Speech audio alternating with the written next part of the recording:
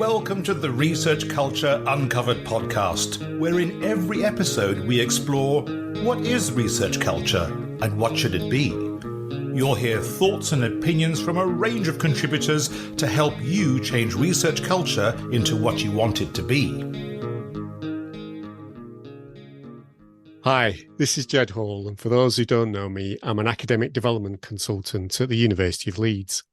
You're joining us in the first episode of Season 5 of our Research Culture Uncovered podcast, where we're diving into the effects of research impact on research culture and focusing on different topics to ensure those effects are positive.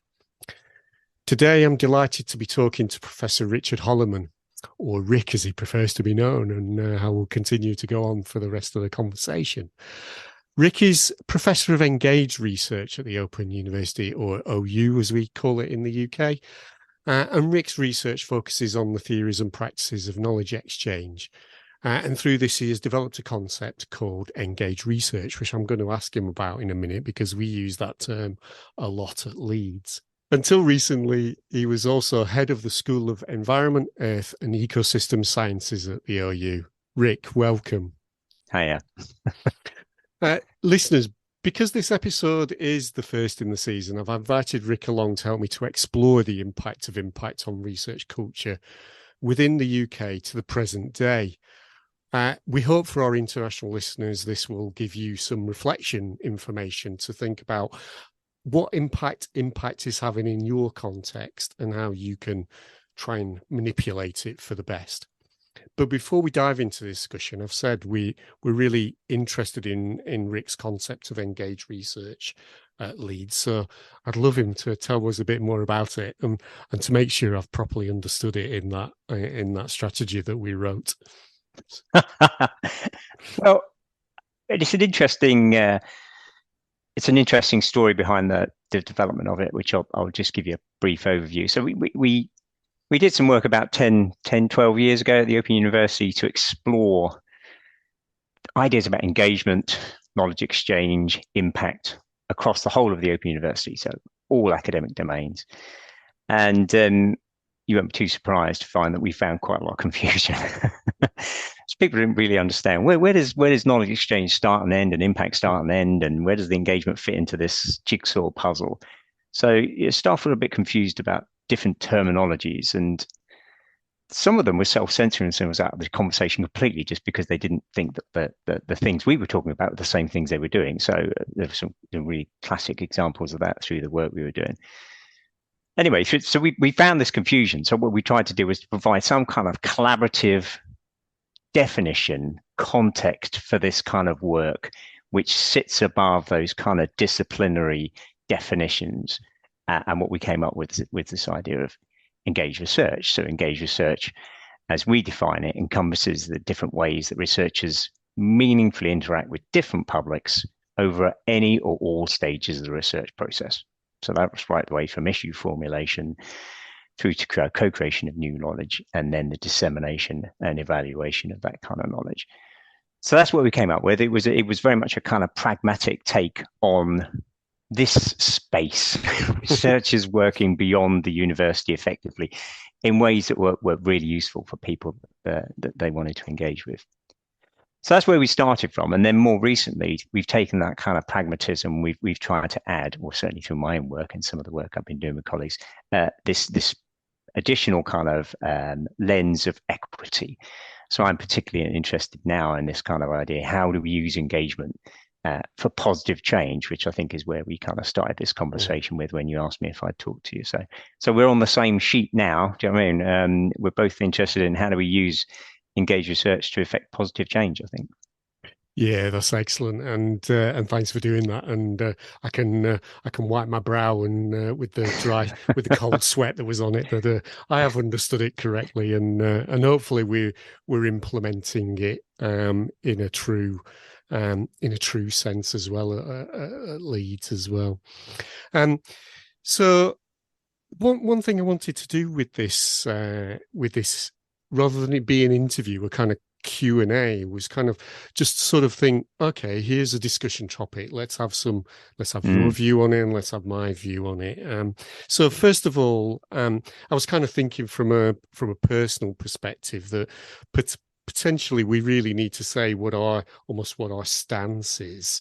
So I thought I'd go first as maybe take home host prerequisite in that sense. And I guess thinking back to my PhD, which was in the early 90s, it probably gives a little bit away in terms of age. I did what most people would describe as quite a fundamental piece of work in physical chemistry. You don't really need to know. In fact, I don't want to bore the listeners with what it was all about. But in terms of a shorthand, I was really hoping that it would open up avenues to try and reduce CO2 emissions from combustion. And that's what I wanted the research to do. And I guess that kind of led me into some real debates with my supervisor, who, and we carried on those debates up until his untimely death last year, and I miss him a lot. The debates were always really open, even though we were on maybe different parts of the spectrum, because he was about kind of knowledge creation, but he was also really interested in how, science and art could help to almost democratize access to information. So, being interested in that engagement, but his engagement was for kind of the love of the knowledge. I guess for my engagement, it was for the love of what the knowledge could do for us. And that's where my stance is. So the impact for me is that it's made academia feel like more of a natural home for my views and my stance. And I just wanted to, that to be clear, that is where I stand. So Ray, what's impact kind of done for you? And you mentioned obviously it was something of interest that you've researched to kind of come up with the concept of engaged research. So where are you with it?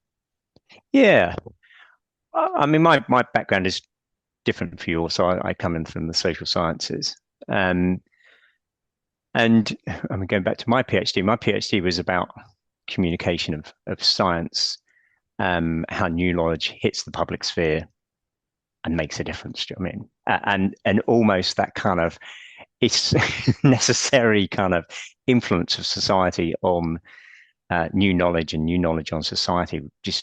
It just emerged through the context of the PhD. So there were case studies that looked like, which were very much kind of fundamental research, which were very much about communication knowledge. But there were other case studies that looked like, which were much more engaged. And that's us imposing that kind of modern definition of engagement on it. It wasn't the term used at the time. So it kind of, it started to come through the work, through the research I was doing. And at the same time, I got interested in how we might share resources around this kind of space more effectively. And I did some research, again, probably about 15 years ago now, where we started to explore that. And we co-produced a website with a community to try and share resources in this kind of space. But as part of that work, we started to look at, okay, what are people actually doing? And what are people doing in this space? So we're mainly interested in scientists. And we found that there was a lot of default thinking in that kind of space. So people were typically reconstructing the same activities again and again and again. I mean, it was quite a safe space to work in, if you like. Do you know what I mean? And also then working with similar people. So, there was this kind of very kind of cliched default thinking around what engagement could be. And that really made me think, okay, there's space here to be a more imaginative, more innovative, more exciting, to reach communities that we haven't worked with before. So it was in that kind of, around that time that impact started to be, imposed, if you like, on the sector. Do you know what I mean? Right at the point where I was saying, we need to be more interesting. We need to be more exciting. We need to think about the quality of this stuff. Was the other dimension of it, is, are we doing this well? And how do we know what good engagement or good impact looks like. So that really was where I came through it. And through that kind of process, I just happened to be in the right space at the right time to lead this culture change project at the Open University. And everything from there onwards becomes, impact becomes much more kind of closely aligned with my work. So it wasn't a plan. It was an accident, really. Do you know what I mean? It was an opportunity. And I remember sitting there chatting to friends of mine, thinking, do I do this? Because it was a new space to work in at the time, and it was an opportunity that I saw. I knew it would be difficult to try and lead a culture change project in this kind of space, but it paid off in the sense that I think we've made some useful interventions in that space. But that's kind of where I came from. It was seeing that opportunity to improve quality, to understand what value we have in this kind of space, and going back to that earlier point is saying, okay, how do we affect positive change through this kind of mechanism, this new mechanism that we didn't have in a very consistent way across academia. So it was there obviously beforehand, but it just wasn't kind of consistent. Yeah, sure. And it's interesting you talked about imposition. I think that might be some people's almost objection to it, that there were lots of people in the academy going all the way back as far as you could think, who've had impact. They've wanted to engage with with the people or the publics that they wanted to engage with. They've had a change. There's been some change in that. We wouldn't have any innovations without that activity. And I don't just mean technological innovations either. So I think I think impact is not new. I think it's just the imposition of it that feels new. And certainly and I remember reading the Impact Agenda book, and it was saying that probably maybe 10 to 15 years ago, people wouldn't have thought of the word impact as being about this. So it is a kind of a different lexicon that's sort of come in as a result of that kind of top down hitting the bottom up that's always happened. I think you're right. I think there's probably a third group that I would answer. That's new entrants to the system, and the potential for the obvious example being postgraduate research students. I mean, they don't see the imposition of impact because it's just there. Do you know what I mean? So there is that kind of, and you alluded to in your opening comments about your relationship with your supervisor. I still see that now. Do you know what I mean? Some supervisors in the system think, well, okay, why do you want to do this in an engaged way? Let's just do your kind of usual contribution to knowledge, crack on 3.5 years, let's get you out of the system. Do you know what I mean? And they're coming to me saying, what are the arguments you can give me? Take back to the supervisor to say there's a more engaged way of doing this. So I think that's the other interesting dimension, that the disruptive, if you like, in the system is that third group, which is new entrants. Yeah, that's fascinating. Actually, I was going to go on to the kind of next stage, but what's that disruptions? What's happening in that space then? Give us a sense of where do you think it's going with those new entrants?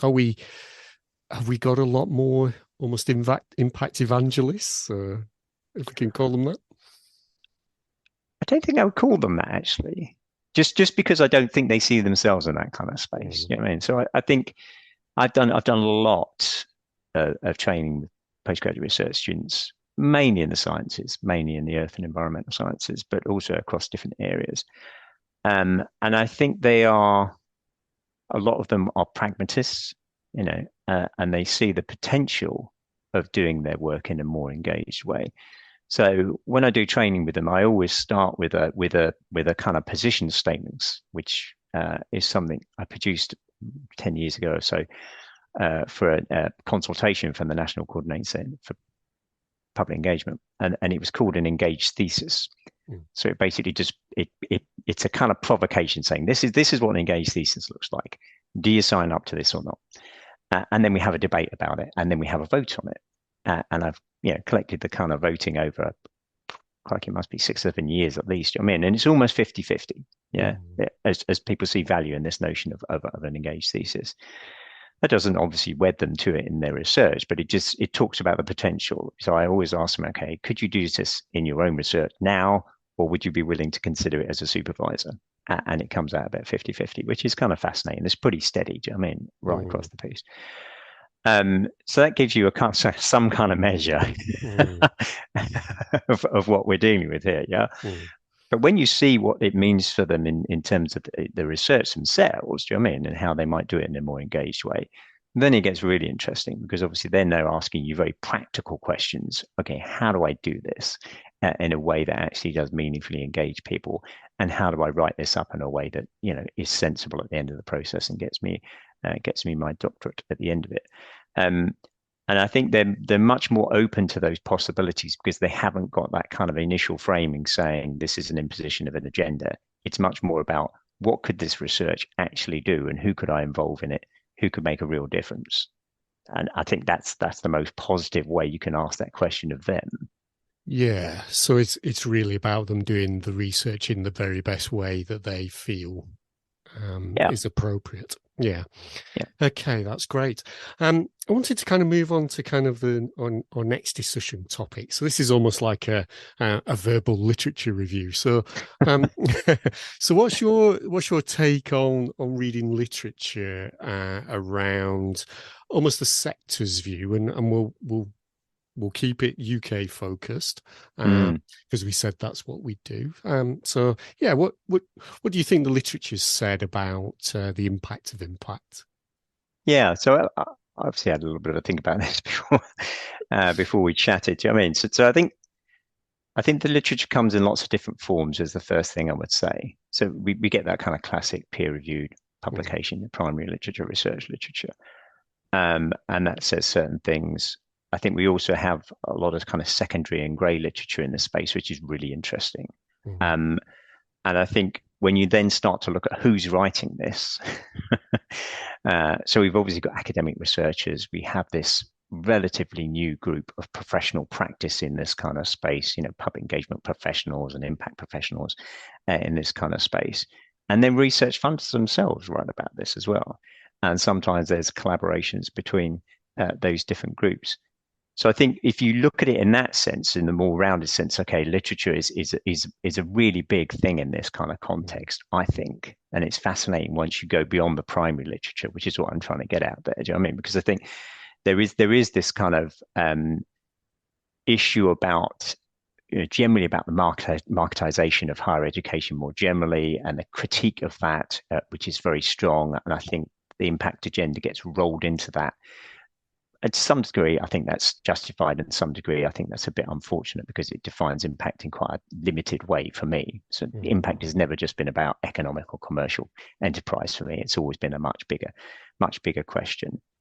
So I think there is the kind of negativity around this kind of agenda. And I think it tends to focus particularly on what I consider to be a lack of organizational and cultural change in this kind of space. So we know there are problems with precarity. We know there are problems with workload in this kind of space, and we know there are issues around prioritization in higher education. So those are three things I think we're going to talk about a little bit further on in the conversation. So I'll just flag them here. So that's one really interesting kind of area to look at. And the other one, I think, is around obviously practical guidance. There's a lot of practical guidance. So how do you do impact better? Do you know what I mean? So there's a lot of kind of practical guidance, and more and more of that seems to be written by impact professionals, which is really interesting. So they're moving into this kind of space in a really interesting way. So that's really good. I think there's also work done on the underpinning of the peer review system, if you like, that around allocation of funding and how it's looked at. Do you know what I mean? And reviewed, and the quality kind of things. I think that's really interesting. And then the final two, one is around cultural and organizational change in higher education more generally. Do you know what I mean? And how do we do that in a way where impact becomes much more integrated? And then the final one is this very kind of practical perspective, which is all that impact case study database. So you can go and look at what's been done and try and unpick it and see, well, okay, when the really good stuff in here. You know what I mean? So there's it's a really interesting set of different, and there's probably another group that I've not thought of, but you know what I mean, but those are the things I think are really fascinating about this kind of area. It's all these different perspectives on what is still a relatively new thing.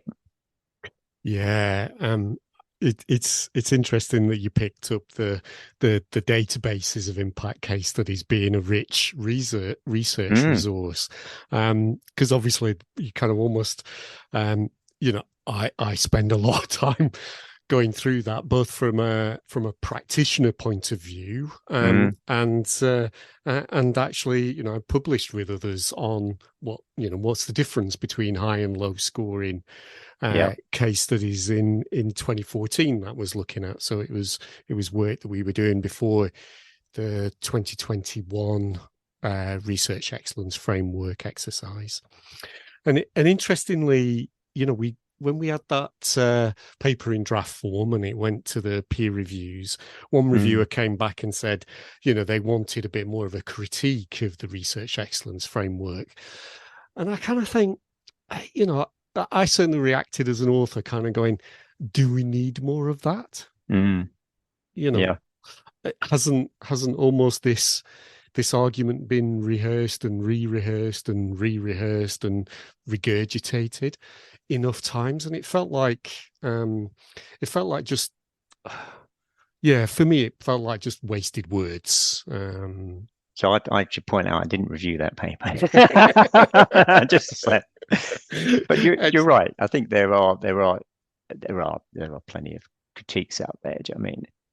I think in a way, one of the things which is kind of fascinating is thinking a little bit forwards and saying, okay, what would be different? I mean, if that might be something you could put at the end of the paper and say, okay, this is where we've got to. We've done this twice. What does it look like next time around? And I think there's some really nice thoughts coming out there, which hopefully will be taken up in ref whatever year it is, 2028 or whatever. But interesting. I think we have to kind of hold our hand up and go, impacting ref has actually had positive impacts on the sector. And one thing I kind of, and you mentioned the grey literature, one of the things David Willets was Minister of State for Universities and Science in the coalition government, so that coalition between the Conservatives and the Liberal Democrats in the UK that came into power in 2010. So while the debates were still happening about whether impact was going to become part of our research assessment process, and he was interviewed after leaving government by the Institute for Government, as part of their series of interviews with ministers that they call Ministers Reflect. And they asked him about, it wasn't a specific question about what was all this impact nonsense that you were kind of responsible for, but he said also people from outside the UK may forget that 2010 to 2015 was a real period of retrenchment of government funding for all sorts of government activities, everything apart from actually health, more or less, took cuts. And his officials had agreed a 10 to 15% cut in the science budget. So again, to explain for people beyond the UK, the science budget is essentially where all of the funding for research comes from, whether that's arts and humanities or chemistry, which was my discipline, and all the others in between.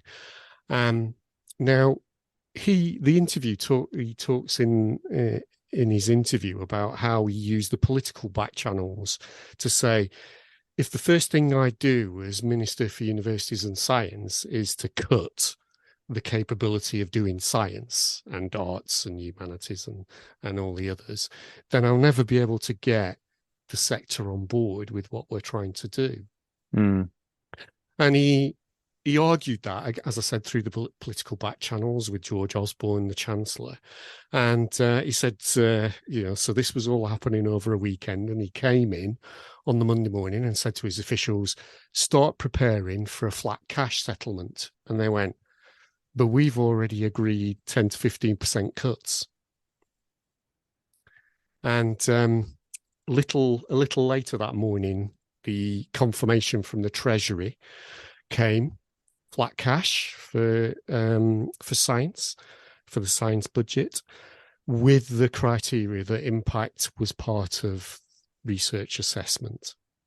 So we do have to hold our hands up in the UK and go, actually, it maintained research at the level, cash level, that it was prior to 2010. And I think, the database of case studies demonstrating that there's been a huge amount of work done in this space, even without forewarning of us being assessed on that in 2014. We weren't really forewarned that it was going to be the case 15 or 20 years ago when we were doing the research that might have led to that impact. So I think the good outcome from Ref 2014 was actually some additional funding. And I firmly believe that some of the things like the industrial strategy money, which was additional to the science budget at the time post 2015, was as a result of impact. So we do have to recognise that and say, maybe say thanks for it if we're positive towards impact, and if we're not positive towards impact, at least say, phew, I've been able to do the amount of research that I used to be able to do. Yeah, I think it's a really interesting perspective. I suppose the other way to look at it was how much of that money was actually spent to support the generation and evidence of impact, because I'm pretty sure it wasn't 10 to 15% of the science budget.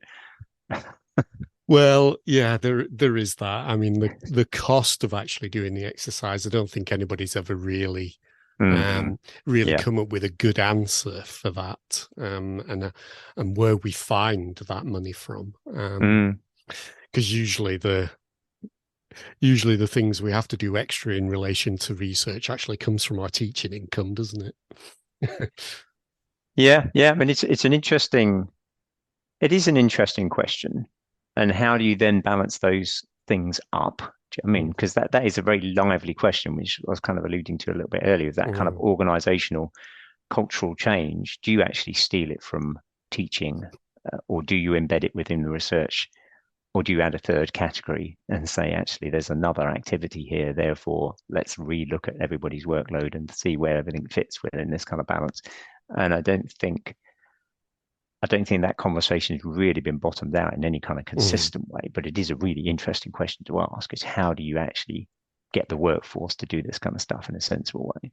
Yeah, I was having conversations with another colleague a little while ago, and we'd both been in higher education for about 20 odd years. I joined in 2003, and he was a little bit before me, and we were talking about some of these issues, and we were talking about these issues in the early 2000s, and we haven't solved them. So we were kind of going, as a sector, are we really very innovative? Because we keep seeing the same challenges and maybe just trying the same solutions over and over again, which is Einstein's definition of madness, isn't it? Well, I mean, I did some work, it would have been 2017 to 2019, so it was around that kind of time, which was to try and think about workloads for impact. And as you can imagine, it's not a particularly easy piece of work to be done. And it wasn't implemented at the end of that process because it was just seen as too difficult. It's too difficult to actually grasp this nettle in any way that's consistent. So that's partly because we just have different academic practices across a large organization about how workload is thought through.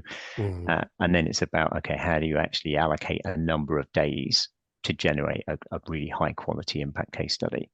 Yeah. That was the context. And that's not an easy conversation, but it's an interesting one to try. Yeah, absolutely. We have have colleagues from different schools that map to the units of assessment within REF who go, what are they doing in school X? You know, are they giving their case study authors time to do it, or are they not? And that's actually, you know, doing the writing up, although it takes a bit of time, just like writing a paper takes a bit of time. It's the doing of the work that actually takes the majority of the time, isn't it? And we haven't even thought of how to really do that. And you know, I think there's another conversation about that work that didn't manage to go anywhere with your institution. The other kind of final point I wanted to make is, you know, we've just finished our second research excellence framework, and RANDs were contracted to do the evaluation report for it. And I was reading that a couple of weeks ago in prep for this episode, and it was interesting. They pointed out that there was a real strong view in the respondents, and I can't remember the details, but it was quite a high number of respondents, was that the research excellence framework has a negative impact on research and research culture. And then they asked the same respondents, what impact has REF had on your research and your research culture? And everybody said it hasn't had any. So it was interesting for me in terms of how do we think through that? Is the negative effect only happening to others who didn't respond to that survey? Yeah. So it's fascinating, isn't it? I think there's a lot of smoke and mirrors in this kind of space. That's the thing, is what that takes us towards, and what is actually happening. And I think one of the things which I found, which is still a bit of a challenge across the sector, is as I say, is that organisation and culture has not quite caught up with what's required to genuinely do excellent impact. Yeah. So you find yourself with this kind of misalignment. I mean, and it's in obvious places. Do you know what I mean? So is there a plan? Yeah, most people have got a plan, but it can sit at an institutional level and doesn't tend to drip down into the actual workforce. Do you know what I mean? So there's always been a little bit of kind of misalignment, I think, between what academics do on a daily basis and what an institutional strategy does. I think that's across the sector. Do you know what I mean? And simply asking people to write a justification for an application for internal money. It's amazing how nobody uses the institutional strategy to justify what they're doing. And you're like, well, come on, it's there. You know what I mean? So there's a really obvious starting point. You know what I mean? So having a genuine impact plan that has some alignment to a specific area of work, to be a department, a faculty, I think is the starting point. Having people with allocated time. I mean, as you pointed out in the last little discussion we had, do we give people time to do impact? I mean, it's a ludicrous statement, right? Because how are they going to do it if you give them any time? So giving people time and funding to do this kind of work. Now, that's either through, applications for external funding, or it's some form of internal funding. As some kind of slicing off of QR as you take from the previous REF results. Rick, I'll just come in there to say that QR, or quality-related funding, that forms one strand of the dual support for research in the UK, is very briefly explained in the show notes. Sorry to butt in, please go on. But, some kind of time and money for doing it. Development and opportunities for progression. Yeah. So you do this well and you can move on, and you can become a leader in this kind of space. So, recognition of excellence in this space is really interesting. And just as a really simple example of that, I mean, I do a lot of work supporting promotion cases. I did a lot of work when I was head of school doing that. I mean, and it always amazed me, how few people used any kind of previous evidence of impact in their promotion case, which they clearly had and had done well. And the second one was whether anybody who submitted to the previous REF, do you know what I mean, had their impact case study on their CV even. Yes. It just wasn't there. I was like, I know you have a 4-star case study. Why is it not on your CV? Oh, I never thought of putting it on there. What? It's there. You can put a link to it. It's there. So I think it's all those things in a kind of nutshell. Do you know what I mean? Which you think, okay, all of this is fairly routine when you think about it, actually. But if you put those things in place, then you start to create the conditions where people actually see value in this kind of work. And 2-3 years down the line, you're starting to really see the seeds starting to flower. And just as a simple example of that, I mean, when we changed our promotion profiles at the Open University in 2015, we now have 9 knowledge exchange professors, which we didn't have before. Do you know what I mean? And what that does is give you this enormous leadership capacity, which you didn't have before. 9 profs who all kind of get this stuff, really get this stuff, and value it, is a different context where we were before. It's still a tiny proportion of the overall number of profs in the university, but it's a chunk of people. It's a number of people you can call on when you need to really start to think through this stuff sensibly. Yeah. Which means it doesn't all fall to me. It doesn't all come to me and go, okay, you're the only knowledge exchange professor in the university. You must fix this problem. So actually, no, you want to go and speak to X or Y over in there in the different part of the university, because they're much more sensible than I am on this particular issue. Yeah. Yeah. I mean, that's a perfect example of John Cotter's Coalition for Change being formed, isn't it? With your 9 colleagues. Yeah. Yeah. Yeah. The other thing I kind of wanted to go into was kind of, are the negatives really because of the research excellence framework, or are they actually because of people's reactions and behaviors as a result of the ref? So what's your take on that? I think it's fair to say that research audits are not well loved to start with. Okay, so it's not like the RAE was well loved beforehand. Okay, so people weren't dancing through the academic aisles waving their "I love the RAE" flags. For listeners overseas, that's the research assessment exercise, which predated the research excellence framework. But one of the biggest changes was that introduction of the impact agenda when we switched to the research excellence framework. So I think you get mixed up with all these different things coming in together. So there are genuine concerns about the way higher education is being governed in the UK. Do you know what I mean? And whether we are moving to this kind of marketization, or whether we already have. Do you know what I mean? It's a kind of foregone conclusion. There are real concerns, you've alluded to some of them before, about research funding and whether that's going to be maintained and how much of that is being hived off into the impact space. Those 2 things are real concerns, you know what I mean? But they're not specific to the impact agenda. Yeah. So for me, the impact agenda is a set of possibilities. And that's the key thing for me. That's the reason why I see it as a positive thing. It's around a whole set of possibilities about effecting positive change with groups of people who often haven't had the opportunity to have that kind of conversation with university lecturers in a kind of equitable way. That's the thing that drives me. That's the thing that gets me out of bed in the morning and says, okay, we need to go again. And I need to have that argument again with that professor who told me this is rubbish, and it's all a waste of time. So I think, there are these kind of concerns. I think, there are obvious concerns around, that bigger political agenda and isolation of the UK, do you know what I mean? Which, and then what that means for European funding, do you know what I mean? And all those kind of things are all wrapped in together, do you know what I mean?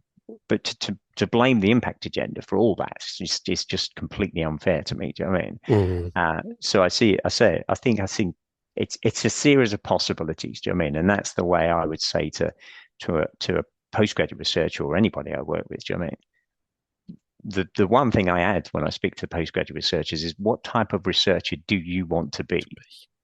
Yeah. And what type of supervisor do you want to be? And I don't give them the answer, do you know what I mean? But it's an interesting question to ask, and you can set a kind of series of little parameters up to get them to think about, okay, these are different possibilities. Where do you want to be in this space? Yeah. Yeah, I think that's a really great point.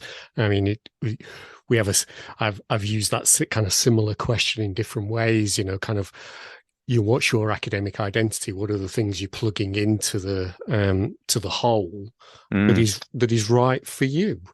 Yeah. That for me is actually the definition of academic freedom, not Yeah. not And that I kind of think, hard. well, allied to that, you often get the argument comes back. It's just really difficult to do. Mm, Well, actually, it's not.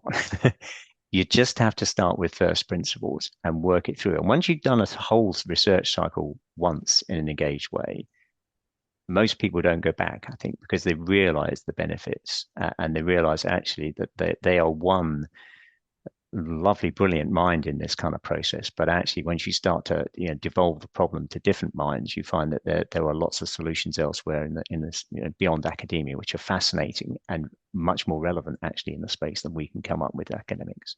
yeah, and that chimes with some of the feedback I've had from people who've, the first time I've encouraged that, they've gone off and actually had a stakeholder conversation. I'll use that word because we do. I know there's debates around it at the moment and whether we carry on using that term, but not going into that debate, but they've come back from those conversations and said that was the most interesting conversation I've had about my research in many a long time. Yeah. And you just think, that no wonder do you feel lonely with back within the academy when you're trying to find somebody else to talk to about your research, when it's sometimes it might be easier to just go and talk to somebody outside who you've done your research around them, so you've understood that they will be interested and will be interested from this perspective. Mm. Yeah, I mean the worst case scenario is you have your own idea validated. Yeah. I was right. I was right all along. I mean, that's the worst case scenario, right? So, but chances are that you'll always have something added to that kind of conversation. And I think that the other thing is when you do it again, obviously you start to build those partnerships and you find you start to look for other issues and your agenda can actually shift and morph in really interesting ways that you didn't expect it to. You've got to be open to that, obviously. Absolutely. Looking at academia and my time in it, I think one of the hardest jobs I think I've thankfully not had, but have seen people have, is as head of school, which you've had. So I wonder if you could tell us about that period and how you've managed to try and make sure that for the colleagues that were in your school at the time, that they have a positive experience of impact if they want to build that into their academic identity. What are the kinds of things you did to try and give that a positive cultural aspect? Yeah. Again, I don't think any of this is rocket science, but it is just getting your head round accepting that there are different types of academic work and they're all valid. Looking at the possibilities of what we did as a school. And again, I was lucky to take over a school that was already quite engaged before I started. But to be fair, that's one of the reasons why I chose that school in the first place to go into, because for various complicated reasons, I did have that choice. So we already had, for example, a floodplain meadows partnership, which had been going for 20 years by the time I took over as head of school, and had been doing wonderful work in that kind of space. So it was just a case of actually recognizing that and celebrating it. Okay, so how do we celebrate that kind of work in really obvious ways? So that's part of it. It's just celebrating excellence when you see it, recognizing it and celebrating it. I think it's about reducing precarity in that kind of space, because the reality is, I think that one of the issues in this space is you have a lot of people on short-term contracts, and whether that's a greater proportion than you have in other parts of academia is an interesting argument that could be made. But just actually doing the work to secure people permanent contracts, is another thing. Getting people promoted in that kind of space and saying, okay, let's have a look at your CVs. Do you know what I mean? We've got these 4 profiles at the Open University. You can go through teaching, you go through teaching research, you can go through research on its own, you can go on knowledge exchange on its own, and obviously you can vary between them all. So just looking at the possibilities of people's profiles right across the piece and saying, actually, this looks like a knowledge exchange case to me. So let's see if we can get you through there. and seeing people being successful there. So that's partly about obviously mentoring the case through the actual application process, but it's also about seeing the possibilities of where they could go, which would fill a gap that would take them into that kind of space where they get their next promotion. And I was head of school for 3 years, but actually for weird reasons, I did 4 promotion rounds. I mean, I think we had like 20 people promoted through the school through that kind of process. Was it 3 or 4 new chairs? Yeah, through that process. And that's just through sitting down and having sensible conversations with individuals and saying, let's do the hard yards now. I mean, this might be a difficult conversation to start with, but trust me, we will get you to the next level. But we have to have that sensible conversation about where you are now. Do you have the evidence? Right, you need that gap plugged. Okay, how do we do that? Yeah. So that there's, once you've done that a couple of times, people start to trust the process. Do you know what I mean? And it becomes this kind of positive, virtuous circle, basically. So, you know, when I came in as head of school, I was a social scientist leading a science school. Do you know what I mean? I said to them, do you really want this? Yeah. But I think, to be fair, do you know what I mean? Having done that work and they could see that I was willing to do the work with them to support them, that's really what it comes down to. It's that kind of leadership capacity building, do you know what I mean? In this kind of space, and saying, okay, we need knowledge exchange leaders as much as we need research leaders, as much as we need teaching leaders. And we could go along about the teaching leadership thing and how teaching isn't always recognized in the way it should be in academia as well. That'd be another whole podcast. But do you know what I mean? But it is about just saying it's not just research. Yeah. Different types of academic work all have value for this school and for this institution. And once you get people to actually buy into that, it's quite straightforward, actually. Yeah. I mean, I am making this sound really simple, which of course it's not, do you know what I mean? But I think there are simple things that can be done, and it is a lot of it's in that aspirational culture. Yeah, you need to make knowledge exchange, engage research aspirational, and say, look, you're really clever people, yeah, and you can work with other clever people, and you can solve problems. Do you know what I mean? And what can I do as your head of school to help you to do that? Yeah. I mean, when you talk about, yes, it's simple to describe, and then you said the hard yards to actually sit down and find the time and focus in on that individual that you're talking to, and, you know, making sure that they, you know, they properly feel like they're getting your attention, thought, and deep reflection. Actually, that takes a lot of emotional energy as well as brain energy, doesn't it? I may explain why I only did air school for 3 years. Yeah. Yeah. But yeah, it does. Do you know what I mean? But I think in every single promotion case I did with people to support them, the hardest meeting was the first one. Yeah. It's always the hardest one, because you're either telling people that this isn't quite there, do you know what I mean? Or you're asking people to move stuff around a case where they don't feel that's the thing they want to do. Do you know what I mean? Or you're saying you're 2 years away, do you know what I mean? But we will get you there. Do you know what I mean? That's the hardest conversation you can have. And once people have gone away and reflected on that, in every case, they would come back. Sometimes it would take them a couple of days. Sometimes it would take them 2 weeks, but they would come back and say, okay, I've thought about this, and what you're saying is sensible. Yeah. And I trust you. So let's give it a go. Do you know what I mean? Yeah. And yeah, I got everybody through that I started with. So we've talked around a number of things, and it's probably time, looking at the clock, that we ought to wrap up. And I'm sure our listeners are probably thinking, well, yeah, I've had enough now. So maybe if we can try and maybe sum up on where do you think the UK is at the moment in terms of the impact that impact has had on its research culture. What is there anything you'd like to offer as a summation? I think the fascinating thing when we started this conversation about having this discussion about impact, it did start from a period of reflection for myself and a couple of colleagues, where we put together this PhD project on the impact of impact.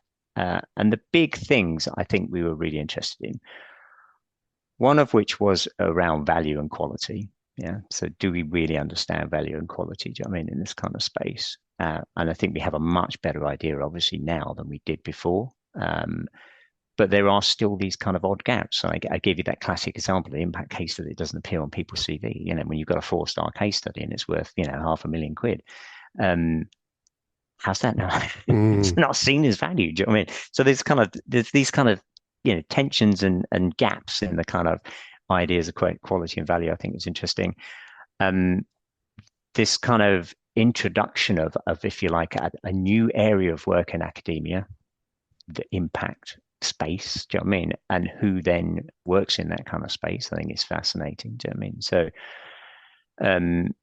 impact professionals and understanding their work and how they fit into this kind of space. And it's obvious to me from what I've seen that there's, say, some of the things we've talked about, greater precarity, part-time jobs, entry-level jobs, do you know what I mean? Whether that really is moving forwards in the way that you would hope it done after 10 to 15 years. I mean, you would expect to see some very senior people right across the piece working in this kind of space now, who started in 2009, 2010. Yeah. So I think those are two really obvious things. And then the third one is this kind of, we've done 2 refs, do you know what I mean? And we're going to have this another argument for the next 2-3 years about what the next one looks like. Do you know what I mean? And what does that look like? And one of the really interesting areas that I think could be introduced, and it was discussed a bit, before 2021, was this idea of institutional case studies, as well as, individual case studies sitting within units of assessment. So what would that look like? That would be fascinating to start to have those kind of conversations about what an institutional case study would look like. So those are kind of 3 things I'm interested in. If we manage to get a good PhD candidate in, do you know what I mean? And they take off, they could choose a completely different area. So we're not going to impose that on them. But it's an interesting kind of set of issues to start with and say, okay, where could you go in 2 or 3 years with PhD research in this kind of space? Yeah, I'm really hoping the PhD, first of all, you get some really brilliant candidates, and that they come through your selection process, and it is a project that kicks off in October, hopefully. Fingers crossed. Fingers crossed. Yeah, I'm really looking forward to that. So fingers crossed it does happen. I think for me, kind of summing up, I'll come back to kind of my first point, which was, philosophically, I think this is what universities are for, actually, that we've, there might be a narrative in the literature that it's kind of almost a third way and those sorts of things for universities. But actually, I think for me, it's the first way. This is what they're really for.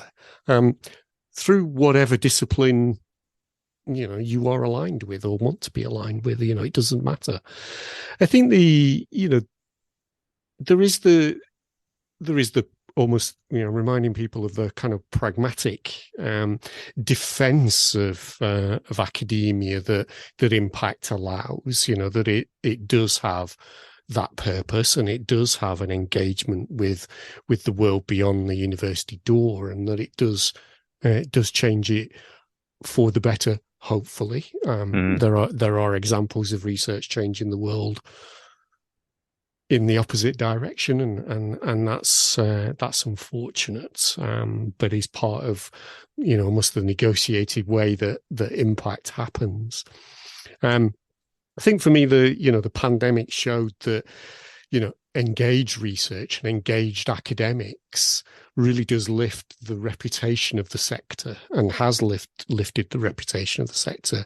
Although I do acknowledge that some people who've been brave in that space to be out there and saying their views based on the research that they're doing right now about COVID has led to them receiving some kind of negative press from maybe social media trolls, and but in a sense, that will always be the case. There will always be people who will disagree with you, whether you're only talking within the academy or talking beyond it too.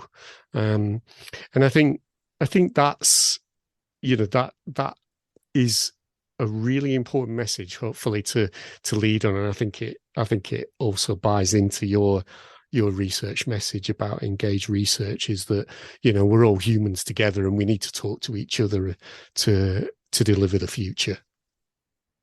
Yeah, I think that's a lovely way to finish. Yeah. Rick, thank you so much for a really interesting chat. I'm kind of hoping, as I said, that PhD project does start off, because I'm looking forward to some really interesting conversations in the future. So thanks very much for your time, and say bye to the listeners for me. Yeah, goodbye. Thank you. Thanks for listening to the Research Culture Uncovered podcast.